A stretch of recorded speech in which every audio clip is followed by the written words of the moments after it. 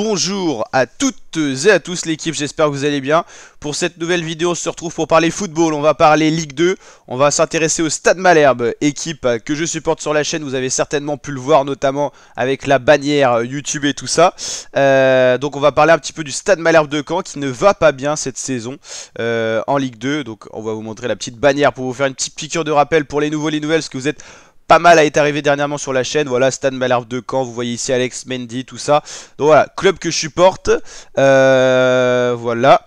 Stade Malherbe de Caen qui va affronter cet après-midi l'équipe de Troyes. On va regarder un petit peu le classement Ligue 2 pour mieux comprendre ce qui se passe. Alors il y a eu pas mal de 10e journée de jouer hier, donc pas mal d'équipes ont un match d'avance. Le Stade Malherbe de Caen c'est 15e, c'est 8 points, c'est très peu de points de prix en 9 journées. Et Troyes, c'est une équipe qui devait être en national, qui finalement reste en Ligue 2 par rapport au fait que Bordeaux soit relégué financièrement en National 2. Bordeaux qui devait être en Ligue 2, donc ça a libéré une place. Et Troyes, qui était l'année dernière la première équipe relégable du haut de classement, la 17ème, ils sont repêchés en gros. Et Quevilly, Concarneau, Valenciennes sont bien descendus. Il y avait 4 descentes l'année dernière, parce qu'on passait d'une Ligue 2 de 20 à 18 équipes cette année. Donc 4 descentes.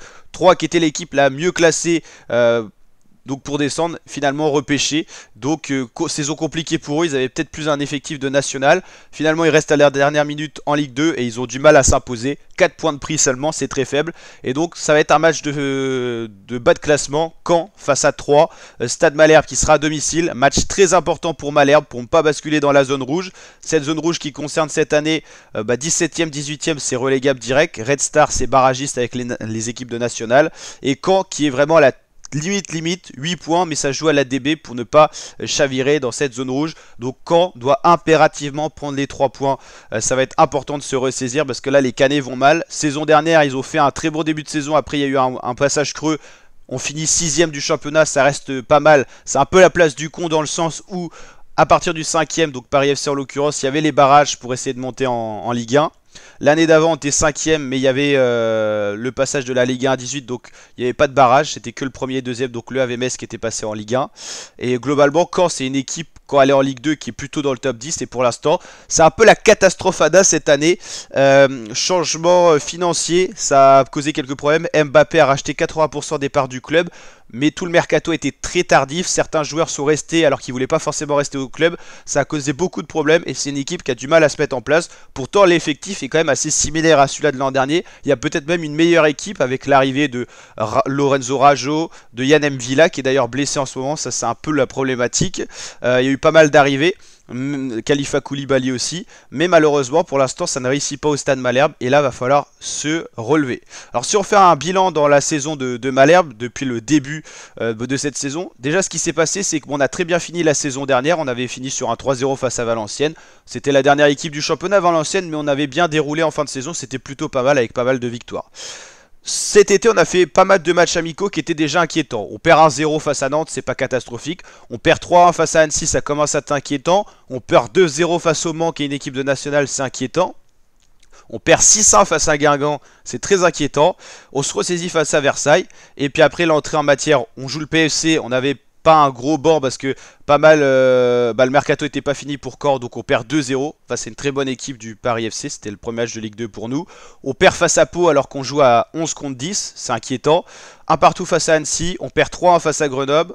On gagne enfin face à Ajaccio, on fait le doublé Ajaccio-Amiens, la confiance est revenue et on a quand même des bons joueurs. Donc quand dans les cerveaux ça va bien, c'est pas mal. On perd face à Guingamp, on perd face à Lorient et on fait match nul face au Red Star alors qu'on menait 2-0 à 20 minutes de la fin. Donc là qu'est-ce qui se passe? On a un passage plus facile quand même de championnat. On va affronter Troyes et FC Martigues. Passage plus facile sur le papier, mais attention parce que c'est peut-être le passage décisif. Si on perd face à Troyes et face au FC Martigues, on va se retrouver dans les choux et vraiment en fin de classement. Donc il est très intéressant de gagner ces matchs. Il y a peut-être une pression encore plus importante, c'est que là on joue des équipes qu'on peut battre sur le papier, mais il faut prendre les points parce que si par exemple on fait que des matchs nuls, on va pas prendre d'écart face à ces équipes-là, donc c'est catastrophique. Faut aller prendre les 3 points pour s'éloigner de cette zone rouge. Là on joue même plus ce qui pouvait être le cas en début de saison, on jouait la montée en Ligue 1. Là on joue de déjà se dépêtrer de cette zone rouge, de repasser peut-être dans le top 10, ça va se faire à longue échéance, hein, au vu des points qu'on a de retard.